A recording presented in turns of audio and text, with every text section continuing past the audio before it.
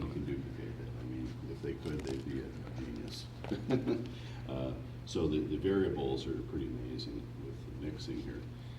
As you apply things, this is the world's worst brush. But Cheap brushes, sorry guys, $1 brushes from the dollar store. And you guys can come in a little bit closer if you want to here. You can draw with your paint, kind of almost snake-like, like this. Once again, your brush does a lot of your work for you, but it's also the direction about what you want to do. So let's say, for instance, in a freestyle, I'll just do these Yes, if you can do some of those simple ones techniques. here. And stippling drives me nuts. I'm more of a gestural. So these are guy, textures and just experimental techniques you might want to experiment you can use with your this projects. thing, but it's kind of tedious. Okay, once again, it depends on your brush. You got a crappy brush, you're going to get uneven results. So there's round tip brushes, there's flat brushes, there's all kinds of brushes to use, Now, you different notice I'm sizes constantly wetting my paint because this is acrylic and it will air dry. Okay, and quickly. just like your color for the most part. You can also make shapes, and for that you can press down on your brush.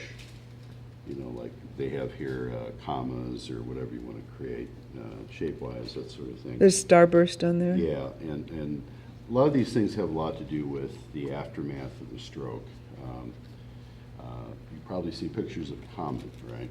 Here's a good illustration. You know, a comet has a starburst and then has a tail, that sort of thing, right? And a lot of your Asian artists, for the most part, utilize what we call a one brush technique for everything. So they'll, and I studied with a Taiwan expert on this many, many years ago, and we use the Asian brush. We used to call it the Japanese brush, but it's an Asian brush, because a lot of Asian cultures. Do you have use it. another brush that's dry by any chance to demonstrate the dry Yeah, I brush can stuff? do that. It's going to be a down dirty way, but no, okay. Thank Well, you. if you don't There's a mind, round tip appreciate brush. that. Okay, so you can sort of see that. And there's a flat one. This is fine. Yeah. Thank you. Perfect. Appreciate that. Sharon always I'm gonna has use everything. Just a little bit of material here.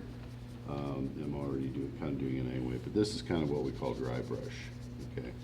And if you've ever seen the Asian work, you'll see, like the Asian master, have what we call a fully loaded brush, and then as they're working, it runs out of steam. So let's say, for instance, here we've got something like this, and then you have a kind of what we call it, what they used to call a dragon's tail, okay? Because it kind of looks like a dragon's tail. How about a splatter? That's yeah, fun. That can be kind of exciting, but you got to be a little careful with this. But it's fun. because- Remember, we want to have a little fun with this Yeah, too, guys. Yeah, sure. And There we go. you know, but that's a little bit more unpredictable. Okay. It is, yeah. How things are going to work there. A little blending, yeah. Yeah, blending. As this works, either what we call wet into wet, and I'll have to create another color for this. So you got this sort of situation where things are wet.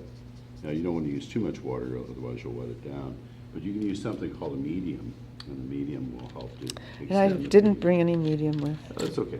No Do you problem. have different things that can slow down your paint drying time, and things that can make them go quicker drying time, Use and things another that can make color. it mix easier, make it shiny? There's all kinds of things to do with acrylic paint. So I'll take another color here that's kind of akin to this color. That's what we would call more of a yellow, but tinge it a little bit so that it takes some characteristics of this color here, as you can see. Do you remember how to make it a tint, or how to make it a shade, guys, or how to make it? Remember, we had, I think in this class we had a watercolor Yeah.